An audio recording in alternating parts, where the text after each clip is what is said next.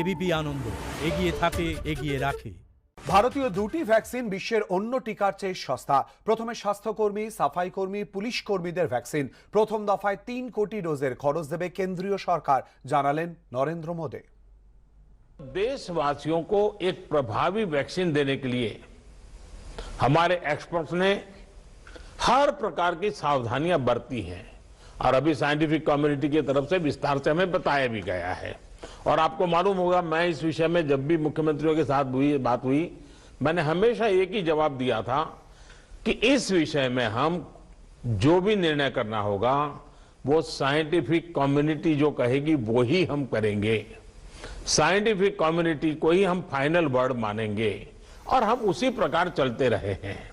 कई लोग कहते थे देखिए दुनिया में वैक्सीन आ गई, भारत क्या कर रहा है, भारत सो रहा है, इतने लाख हो गया, इतना हो गया, भारत कुछ, ऐसी भी चिल्लाहट हुई। लेकिन फिर भी हमारा मत था कि ये साइंटिफिक कम्युनिटी और जो इसके लिए जिम्मेवार लोग हैं उनकी तरफ से जब आएगा तभी हमारे लिए उचित होगा और हम उसी दिशा में चले हैं।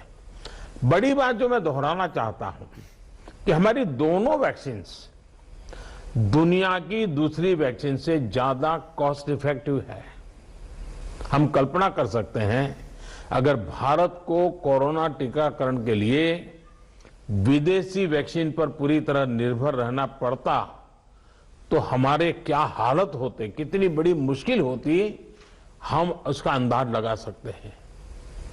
ये वैक्सीन भारत की स्थितियां और परिस्थितियों को देखते हुए निर्मित की गई है।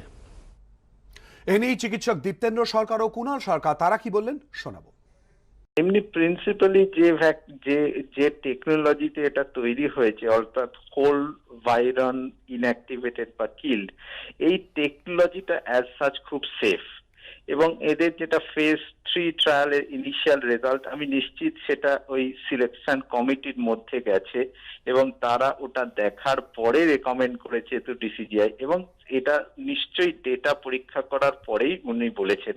এবং আমি আশা করব যে ভারতীয় ভ্যাকসিন সত্যিই সবচেয়ে নিরাপদ হবে এবং যদি নিরাপদ হয় তাহলে 137 কোটি ভারতীয়র জন্য যে একটা ভারতীয় স্ট্রেন নির্ভর ভ্যাকসিন আমরা পাবো যার সিরিয়াস সাইড অ্যাডভার্স এফেক্ট কিছু নেই, তার চেয়ে ভালো খবর কিছু হতেই পারে না।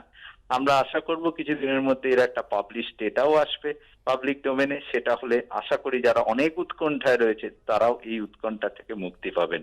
ইন দ্য মিন টাইম এটা সত্যিই খুশির খবর যে এই ভ্যাকসিনটা খুব সেফ, তার ডেটাতে তাই বলছে। আমাদের এই যে বিভিন্ন রেগুলেটরি বা ড্রাগ কন্ট্রোল মেকানিজম যারা ভ্যাকসিন এবং অন্যান্য জিনিসগুলোকে মূল্যায়ন করেন, তো তাদের ব্যাপার স্যাপারগুলো একটু ধোঁয়াটে গত কিছুদিন ধরে। এটা তো পলিটিক্যাল স্টেটমেন্ট নয়। প্রথমত এই স্টেটমেন্টটা কেন প্রধানমন্ত্রীর কাছ থেকে আসবে সেটা আমরা বুঝতে পারছি না। এটা proper scientific body, scientific forum থেকে আসা উচিত। ভ্যাকসিনেশনের মতো একটা পদ্ধতি নিয়ে বারবার প্রধানমন্ত্রী মুখ্যমন্ত্রীদের বৈঠকগুলো completely useless. This is a public health program. Public হেলথে যারা যারা জড়িত তাদের নিয়ে অলরেডি 2 সপ্তাহ নষ্ট করেছেন। 2 সপ্তাহে অন্তত 1 কোটি লোকের ভ্যাকসিনেশন হতে পারত। সুতরাং জিনিসটাকে নিয়ে অহেতুক আমরা একটা পলিটিক্যাল কানমোলামলি বা ইভেন্ট ম্যানেজমেন্ট না করে যত তাড়াতাড়ি অ্যাকচুয়াল ভ্যাকসিনেশনটা শুরু করবেন, গান বাজনাগুলো বন্ধ করে, ততই দেশ এবং লোকের মঙ্গল হবে। রাজ্য সরকার জনতার জন্য কিনতে চাইলে কি দাম, কোটার বাইরে থাকা বাকিদের কিভাবে ভ্যাকসিন, কোনো কি পার্শ্ব প্রতিক্রিয়া আছে করোনা ভ্যাকসিনের? ভ্যাকসিন নিয়ে বৈঠকে নরেন্দ্র মোদীকে প্রশ্ন মমতা বন্দ্যোপাধ্যায় সূত্র মারফত জানা যাচ্ছে। করোনা টিকাকরণ নিয়ে কেন্দ্রের কি গাইডলাইন, কার্যকারিতা প্রমাণিত হলে গাইডলাইন মানতে তৈরি রাজ্য। মোদীর সঙ্গে বৈঠকে এমনই বলেছেন মমতা বন্দ্যোপাধ্যায়, জানা যাচ্ছে সূত্র মারফত।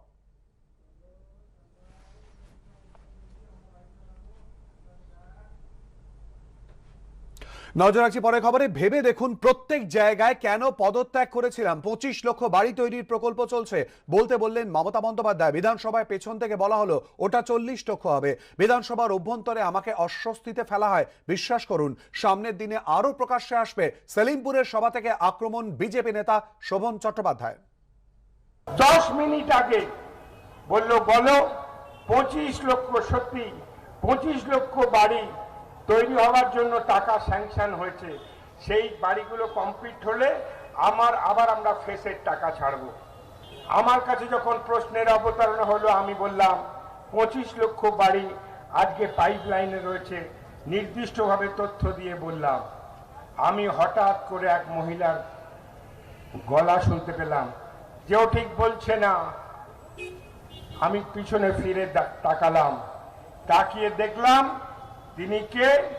রাজ্যের মুখ্যমন্ত্রী। আমি দেখলাম উনি বলছেন 10 মিনিট আগে বলেছে 25 লক্ষ বলো, আর আমার পেছন থেকে উঠে দাঁড়িয়ে বলল না ওটা 40 লক্ষ হবে। আমি শুধু বিধানসভার অভ্যন্তরে ও সম্মান রক্ষার্থে সেখানে মনে করেছি when the chief minister confidence become the question। এই মুহূর্তে আমাদের সঙ্গে টেলিফোন লাইনে রয়েছেন তৃণমূল সাংসদ সৌগত রায়। সৌগত বাবু, কি বলবেন শোভন চট্টোপাধ্যায়ের কথায়? হ্যালো, হ্যাঁ সৌগত বাবু বলুন। হ্যাঁ বলুন, কোন কথা?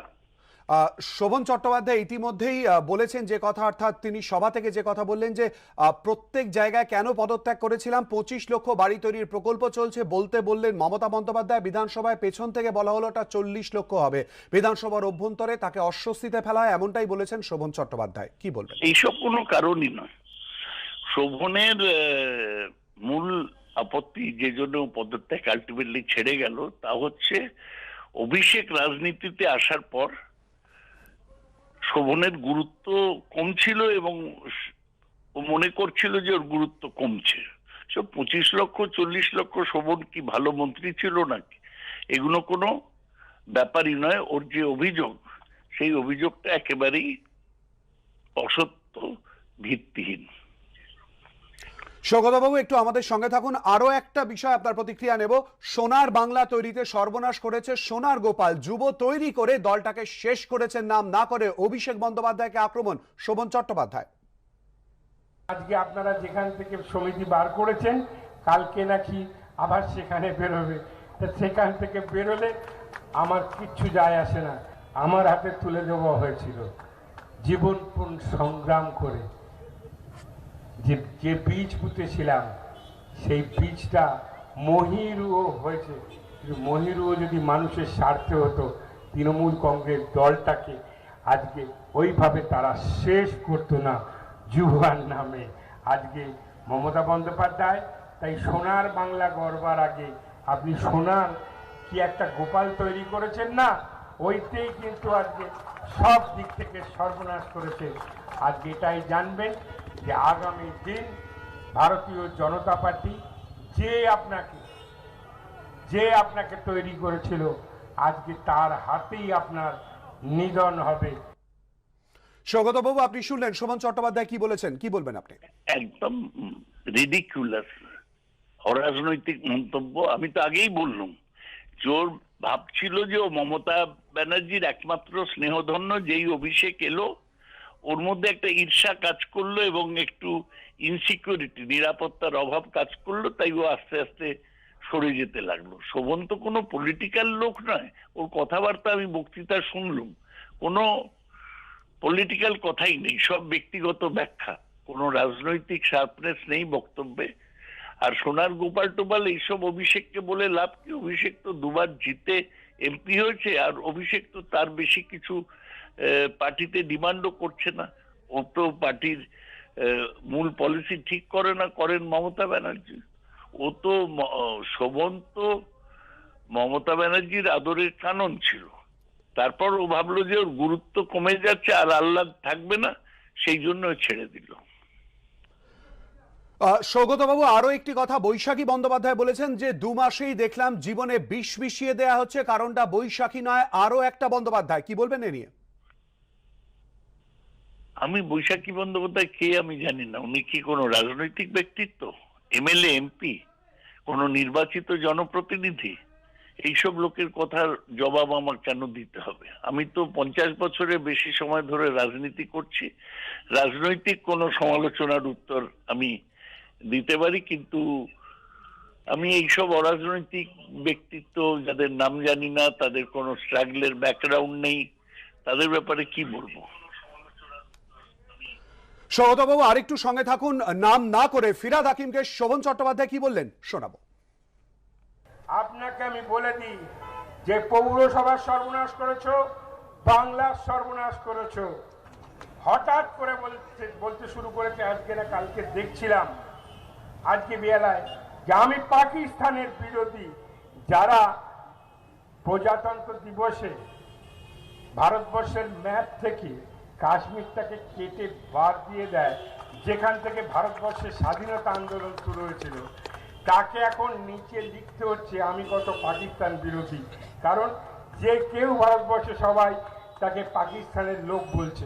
আমি বলছি না, কি করতে যে মিনি পাকিস্তান গড়তে গেছিলেন, আজকে মুছতে মুছতে পাগল হয়ে যায়। সৌগতবাবু কি বলবেন এ নিয়ে? এসব একদম একটা সাম্প্রদায়িক বক্তব্য। ববি কখনো বলেনি যে পাকিস্তান গড়তে হবে, এবং শোভনের বোধহয় ইঙ্গিত এইদিকে যে ববি মুসলমান হয়ে কেন কলকাতার মেয়র হয়েছে। ওর বোঝা দরকার যে তৃণমূল একটা ধর্মনিরপেক্ষ দল, বিজেপির মতো হিন্দুত্ববাদী দল নয়। সুতরাং আমাদের দৃষ্টিভঙ্গি আলাদা। আর কাশ্মীর নিয়ে শোভন কিছু দেয় না। আমি ওকে বলবো 5 মিনিট কাশ্মীর নিয়ে একটু বক্তৃতা দিই, তাহলে বুঝে যাবে। এইসব মিটিং এ বলে কোনো লাভ নেই। ধন্যবাদ সৌগতবাবু। কথা বললাম তৃণমূল সাংসদ সৌগত রায়ের সঙ্গে। অপেক্ষার অবসান, বাবা হলেন বিরাট কোহলি। আজ দুপুরে কন্যা সন্তানের জন্ম দিয়েছেন অনুষ্কা শর্মা। মা ও সন্তান দুজনেই ভালো আছে। জীবনের নতুন অধ্যায় শুরু করলাম, টুইটারে জানালেন বিরাট। গত বছরের আগস্টেই দিয়েছিলেন খবরটা, 21শে জানুয়ারিতেই ঘরে আসছে নতুন অতিথি। শেষ পর্যন্ত অপেক্ষার অবসান। সিডনিতে টিম ইন্ডিয়ার গৌরবের জয়ের দিনই এলো সুখবর। বিরুষ্কার ঘরে নতুন অতিথি বাবা হলেন বিরাট কোহলি। কন্যা সন্তানের জন্ম দিয়েছেন স্ত্রী অনুষ্কা। টুইটারে এদিন ভারত অধিনায়ক জানান, অত্যন্ত আনন্দের সঙ্গে জানাচ্ছি সোমবার দুপুরে আমাদের ঘরে এসেছে কন্যা সন্তান। আমরা রোমাঞ্চিত। আপনাদের সবার ভালোবাসা, শুভেচ্ছা ও আশীর্বাদের জন্য অসংখ্য ধন্যবাদ। অনুষ্কা ও কন্যা সন্তান সুস্থ রয়েছে। জীবনের নতুন অধ্যায় শুরু করতে পেরে নিজেদের ধন্য মনে করছি। বাবা হতে চলেছেন একথা ঘোষণার পর সোশ্যাল মিডিয়ায় নিয়মিত আপডেট দিতেন বিরুষ্কা। অনুষ্কার পাশে থাকতেই অস্ট্রেলিয়া সিরিজের মাঝপথেই পিতৃত্বকালীন ছুটি নিয়ে দেশে ফেরেন বিরাট। প্রথম টেস্টটি খেলেই ফিরে আসেন। তারপর স্ত্রীর পাশে থাকা আর অপেক্ষা। অবশেষে এলো সেই মহেন্দ্রক্ষণ। এবার জীবনের দ্বিতীয় ইনিংস শুরু। এবিপি আনন্দ।